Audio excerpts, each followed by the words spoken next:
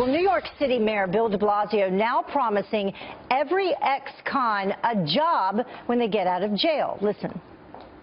Obligation is to every day improve the situation on Rikers, and by the way, in the other jails as well. The message will be, literally on the first day, this is a temporary reality. This does not need to be your future. We're going to help you turn it around.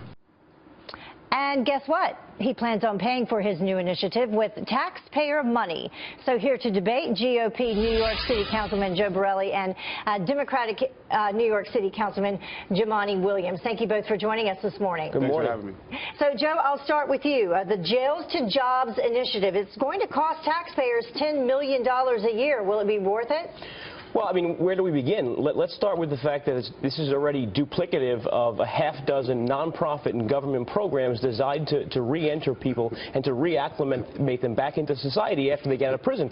Look, that's by and large a good thing, but what's to say that people who aren't taking advantage of these programs, why would we create an entitlement program to guarantee them a job when there are so many more people that are more deserving? What's to say someone who doesn't want to take personal responsibility even so much as to enroll themselves in one of these programs available to them, why would they show up for this? Jumaane, that's a good question. Actually, it's not. We have all of the data shows that these programs work. We as a populace say that we support rehabilitation, but then when we try to put money into it is when we have the problem. We don't have a problem spending money on prisoners. We spend over 130-something thousand a year currently in New York City, only 20,000 on schools.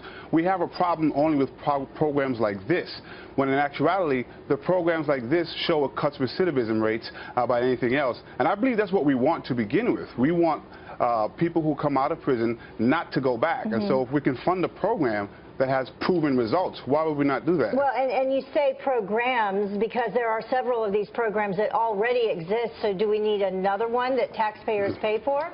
Well, I'm confused about that because we have a lot of government programs in many areas that service different people. You have to have programs enough to meet the demand. We have a summer youth program that we're trying to get to universal. It's an 8-week program for all young people. There are already a lot of work programs for young people. This program is 8 weeks, the same thing, the same way.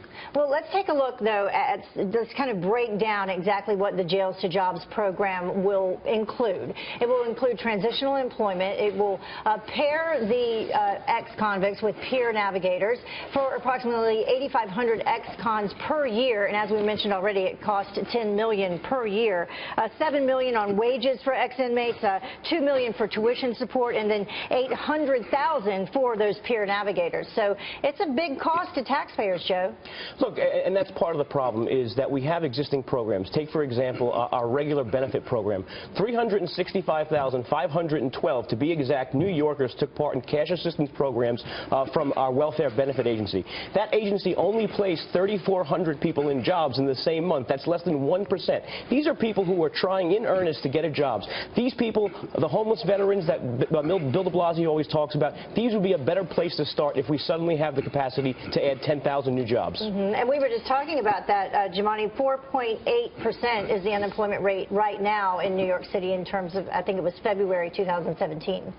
Sure, but the problem is you're trying to pit one population that needs assistance with another, and that's not what we should be doing. We should be funding programs for everyone. But what you missed out on that sheet that you had there was that the recidivism program, because it cuts 40% or 22%, depending where it is, actually returns, we save $4 or $5 each person that does it, and that does add up. And so you're not counting the amount of savings that come in just from taxes being paid now that people have jobs, and the savings that come just from not having the people return back to prison. But you didn't answer the question, though, Jumaane, sure. And I apologize for interrupting you. No problem. In terms of, people that need jobs, Joe is right. We have homeless veterans out on the streets. We have college graduates who cannot get jobs.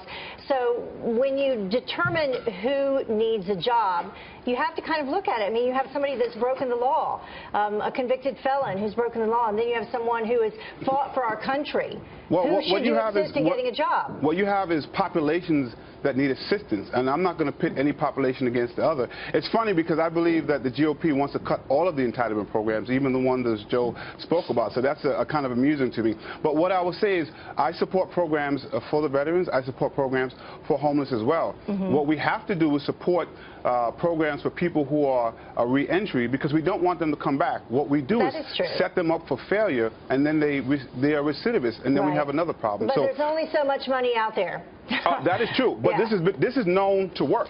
So we don't want our prisoners going back to prison. So we can't say that and then not fund the programs that are proven to work. All right. Thank you so much for both of you joining us. Appreciate it. Thank you. All right.